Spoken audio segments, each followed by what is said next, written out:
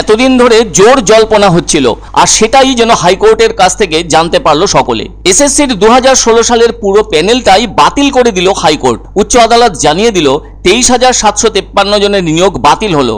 এছাড়া উচ্চ আদালত আরও জানিয়ে দিল মেয়াদ উত্তীর্ণ হওয়ার পর কোনো চাকরি বৈধ বলে গণ্য হওয়া উচিত নয়। উল্লেখ করা দরকার, গত 13ই মার্চ হাইকোর্টের দুজন বিচারপতি দেবাংশু বসাক ও বিচারপতি মোহাম্মদ সাব্বার রশিদির ডিভিশন বেঞ্চের পক্ষ থেকে বলা হয়েছে, একটা পচা আপেল গোটা ঝুড়ির আপেলকে নষ্ট করে দেয়। পিছনের দরজা দিয়ে চাকরি পেলে কি করা উচিত? পদ ভরাতে হবে বলে অযোগ্যদের ফের নিয়োগ করা হবে?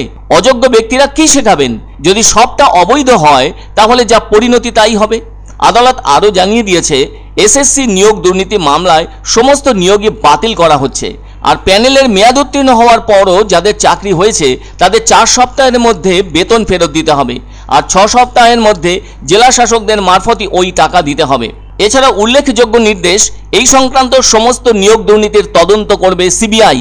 এই দুর্নীতির জট ছাড়াতে তদন্তের প্রয়োজনে যাকে যাকে প্রয়োজন হবে তাকেই হেফাজতে নিতে পারবে সিবিআই। অতিরিক্ত শূন্য পদ যারা তৈরি করেছিল তাদেরকেও হেফাজতে নিতে পারবে সিবিআই। সেই সাথে সমস্ত ওএমআর শিটের কপি আপলোড করার নির্দেশ দিল আদালত। সেই সঙ্গে নতুন করে নিয়োগ প্রক্রিয়া শুরুর জন্য বলাও হয়েছে এসএসসিকে। ভোটের মধ্যে এই রায় নিয়োগ দুর্নীতি নিয়ে বড় ধাক্কা দিল রাজ্যকে বলে মনে করছেন অনেকে।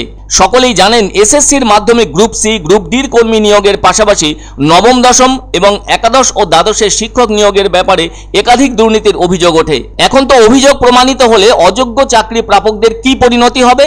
আসলে গত 13ই মার্চ শুনানি চলাকালীন পর্যবেক্ষণে দুটি বিকল্পের কথা উল্লেখ করেছিলেন বিচারপতি দেবাংশু বসাক, যার একটি হলো দুর্নীতি প্রমাণিত হলে সম্পূর্ণ নিয়োগ বাতিল করা হতে পারে, অন্যদিকে বাতিল করা হতে পারে গোটা নিয়োগের অংশ বিশেষ।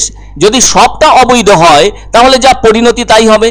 আর সেই সাথে চাকরিহারাদের আগামী 4 সপ্তাহের মধ্যে বেতন ফেরাতে হবে, তবে তা ফেরত দিতে হবে বার্ষিক 12% হারে সুদ হিসেবে। ফলে ডিআই এবং জেলা শাসকদের মারফতই বেতন ফেরাতে হবে চাকরিহারাদের। কেননা সোমবার নির্ধারিত সময়ে অর্থাৎ সকাল 10:30 নাগাদ কলকাতা হাইকোর্টে এসএসসি মামলার রায় পড়তে শুরু করেন বিচারপতি দেবাংশু বসাক। 281 পাতার রায়ে মোট 370টি অনুচ্ছেদ রয়েছে। এসএসসির নিয়োগ সংক্রান্ত সমস্ত মামলা গ্রহণযোগ্য বলেই পর্যবেক্ষণ বিচারপতি দেবাংশু বসাকের। ফলে 2016 সালের গোটা প্যানেলই খারিজ করার সিদ্ধান্তের কথা জানান বিচারপতি। সেজন্য 23,753 জনের নিয়োগ বাতিল বলে জানিয়ে দিল উচ্চ আদালত। শুধু সোমা দাস নামে একজন চাকরি প্রাপকের চাকরি বহাল থাকবে বলে জানিয়ে দিল হাইকোর্ট। কেননা তিনি দুরারোগ্য ব্যাধিতে আক্রান্ত, ফলে মানবিক কারণে তার চাকরি বহাল রাখলো আদালত।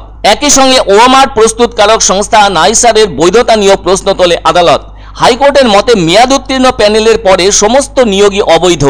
আদালতের নির্দেশ অনুযায়ী পুনর্মূল্যায়ন করে নতুন প্যানেল প্রকাশ করতে হবে। কোন সংস্থা ওএমআর শিট সংক্রান্ত কাজকর্ম করবে সেটা টেন্ডারের মাধ্যমে ঠিক করতে হবে। তবে সেই সঙ্গে নতুন করে নিয়োগ প্রক্রিয়া শুরু করতেও বলা হয়েছে এসএসসিকে। আর ভোটের মধ্যে এই রায় নিয়োগ দুর্নীতি প্রসঙ্গে বড় ধাক্কা দিল আদালত। তারা এই যোগ্য বঞ্চিত চাকরি প্রার্থীরা এতদিন ধরে যারা বঞ্চিত হয়ে আসছিলেন, এতদিন ধরে তো তারাই এই আন্দোলন করছিলেন। সেই আন্দোলনের জয় হলো যোগ্য বঞ্চিত চাকরি প্রার্থীরা, যারা বলছিলেন আমরা বঞ্চিত হয়েছি, অযোগ্যরা চাকরি পেয়েছে, যাদের এদের কথা শোনা হচ্ছিল না, আজকে আদালত শুনেছে এবং নির্দেশ দিয়েছে। আজকের দিনটা তো সেটাই প্রমাণটা, আমরা তো শিলমোহর পেলাম যে হ্যাঁ, এই যে ছেলে মেয়েগুলো 3 বছর ধরে রাস্তায় পড়ে রয়েছে, চাকরির দাবি করছে।